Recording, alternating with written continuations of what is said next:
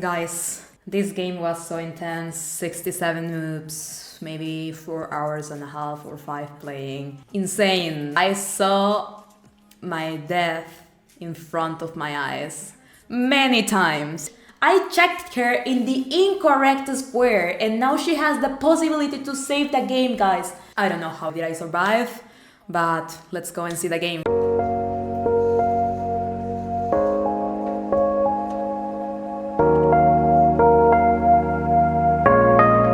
So, this game, I was playing Estefania Benito. She is a girl from Mexico. I didn't know her before the game, but after I met her, she's lovely. So, Estefania, if you're watching this, hi! And very nice game, very intense, guys. Many ups and downs. Like, I got a lot of advantage in the beginning. Positionally talking, I knew the position I was playing because I played it many times. I know all the ideas, all the concepts, and etc. But this tournament, if I remember well, was 80 minutes plus 10. So this plus 10 made a huge difference and I was getting in so many time trouble. I'm used to like 90 plus 30 at least in my classical. Otherwise 90 plus 30 and after 40 moves like this 30 extra or whatsoever, you know what I'm talking about. But if you don't know, basically I'm used to way longer games. So this like took me in a lot of time trouble and I often get time trouble in the other time control which is longer. So imagine this time control which only 10 seconds increment was crazy. The thing is that when I got this huge advantage that was material, wasn't only positional, I started to mess it up because it was easy to mess up. Plus, I was tired. It was the second game in a row. So I'll show you. I'm gonna shut up and show you the game. I played e4, a5, and then here I was doubting between what to play. But I decided to play Scotch Gambit. As you know me, I love the Scotch. I never been in Scotland though. I should go and play a Scotch somewhere in Scotland. So I played bishop c4, knight f6, and we are in the very main line. I have many videos. I'm gonna link them or put them somewhere in the screen so you can go directly to watch them. But basically, guys, this is all theory. Like, black is doing what she has to do. I'm doing what I have to do. Everything is completely normal. So here she played something like different, slightly different, which is queen e7. You're going to see that normal people plays castling, but it's the same because after we get into the exact same. So queen e7, let's pretend this was the last move. Queen e7 is your sign to put your rook on e1, and here we are in the end of the Scotch Gambit opening.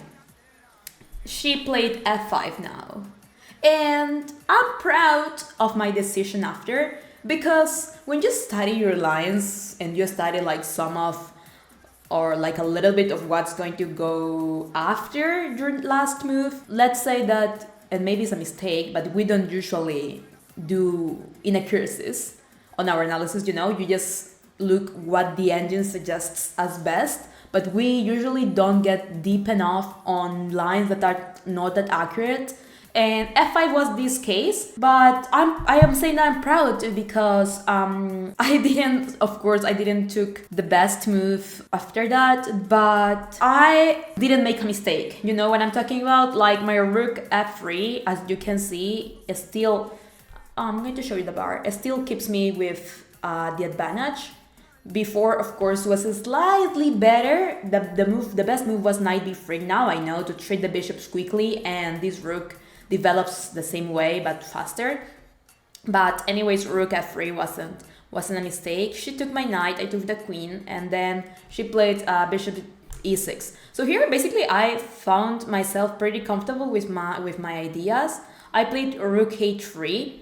The engine suggests to play queen c3 and after playing bishop c5. So here the engine suggests queen c3 and then bishop c5 no matter what happens. I think because bishop c5 is just an outpost for the bishop, which actually my bishop at the end got that spot, but as I always tell my students, I don't care if you do it later, you just have to do it when you have to do it. So yeah, bad one for me, 2 misses in a row, not my best game, but as I'm telling you, like, this is an entire new position for me. Till the move 16, I think, which is the theory, was everything that I knew, and after f5 was something totally new. So Rook h3, she played a5, and I came with a3. Here, look at it. What is black trying to do when black plays a5? I invite you to stop the video and think about it, because I think it's going to be very helpful for your thinking process and the hardest part in chess, which is to get to know what your opponent is trying to do. So a5, guys, if you haven't stopped the video, do it. Push yourself to find the solution. The plan is to play queen b4. And is basically unstoppable trade of queens, which makes her life way easier.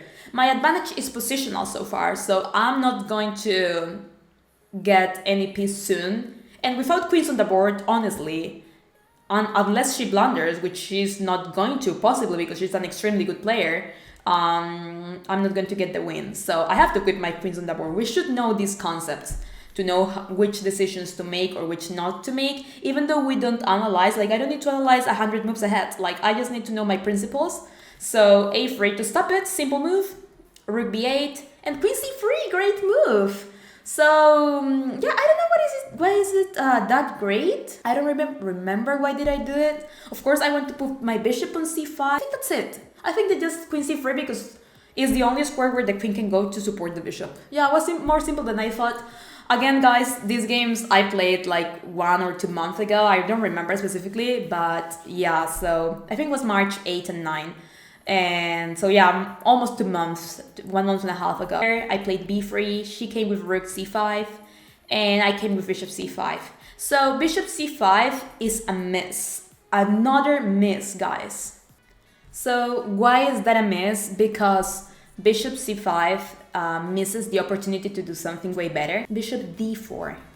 You might be wondering, and I invite you to stop the video again, why bishop d4 is better. Because here there is a very nice plan that is like a plot twist in the game, because it seems that I'm threatening all the way on the king side. But with this bishop d4, our next plan is going to be rook c3, like queen d2, rook c3, and put all the pressure over c6. Advantage for me is that she can't go with one of the rooks, so basically the other one is going to do all the work.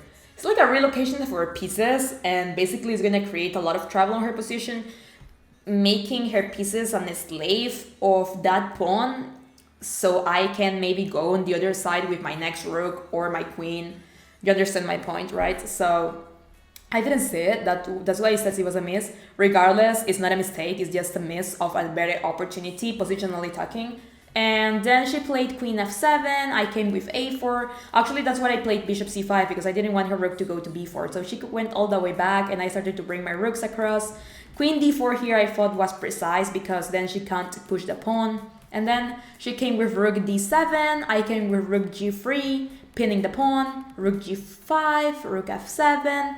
Queen f2, and then she played g6. So here I knew that my plan had to make a little turn, maybe try to start pushing the pawn or something like that. That's why I played rook h6. I knew that my rook was safe there, because the only way for her to attack my rook is queen f8, which she can't because my bishop, queen f8 to attack the rook, and she can't because my bishop is protecting the square and is the only square that the queen can have access to. Also g7, but to get to g7 she needs many other squares that she doesn't have access to.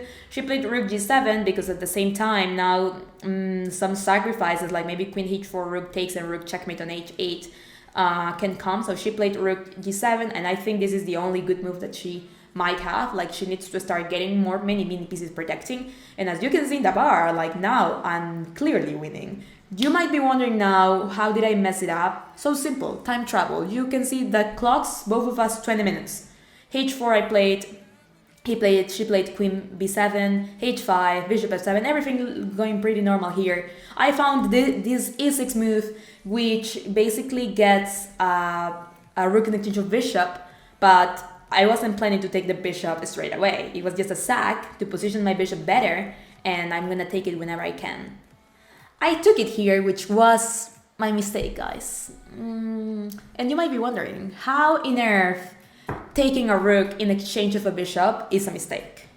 And it is essentially because here what I should do is to get out of any possibility for her to check me at the back rank, and then start trading and do everything but not taking the rook.